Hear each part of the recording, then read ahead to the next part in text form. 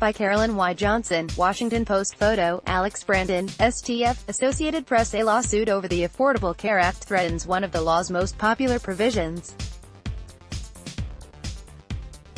A lawsuit over the Affordable Care Act threatens one of the law's most popular provisions.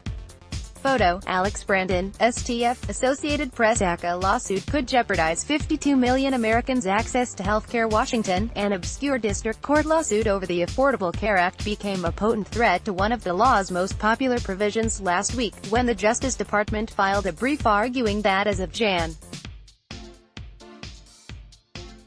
1, 2019, the protections for people with pre-existing conditions should be invalidated.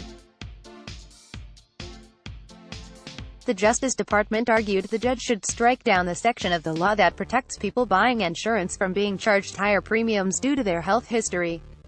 The news rallied defenders of the law into action and raised questions among legal scholars about the likelihood it would succeed. Andy Slavitt, who led the Centers for Medicare and Medicaid Services under President Barack Obama, called the action the biggest healthcare news of the year on Twitter. According to a 2016 analysis by the Kaiser Family Foundation, approximately 52 million Americans under the age of 65 could find their access to health insurance at risk because of a wide range of pre-existing conditions, from diabetes to cancer to pregnancy. Health insurers have for years been raising premiums, complaining about uncertainty and withdrawing from the business of selling individual insurance plans, and more changes could further destabilize the market.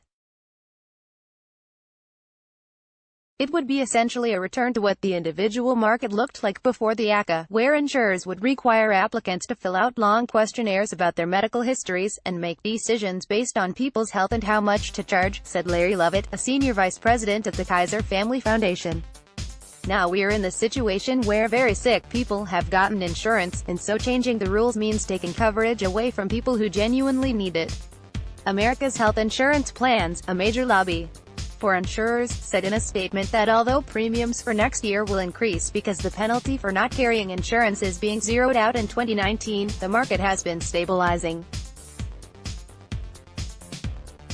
Removing those provisions will result in renewed uncertainty in the individual market, create a patchwork of requirements in the states, cause rates to go even higher for older Americans and sicker patients, and make it challenging to introduce products and rates for 2019, the statement said.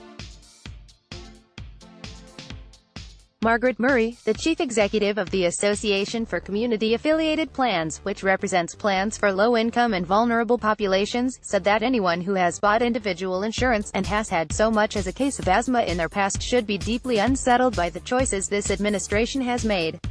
Major patient groups representing people with cancer, heart disease, diabetes, lung disease, and multiple sclerosis said in a joint statement that striking down these provisions would be catastrophic and have dire consequences for many patients with serious illnesses. The court filing is a request to the judge, and will set off a long legal fight. It will add fuel to Democrats' efforts to make healthcare a campaign issue in the midterm elections. The guarantee that people should be able to buy insurance regardless of their health history has been a popular provision of the divisive law, one that President Donald Trump has praised, calling the law's prohibition on denying insurance to sick people one of the strongest assets of the ACA in a 60 Minutes interview before he took office. In a June 2017 poll, Kaiser found that protection for people with pre-existing conditions was an issue with bipartisan support.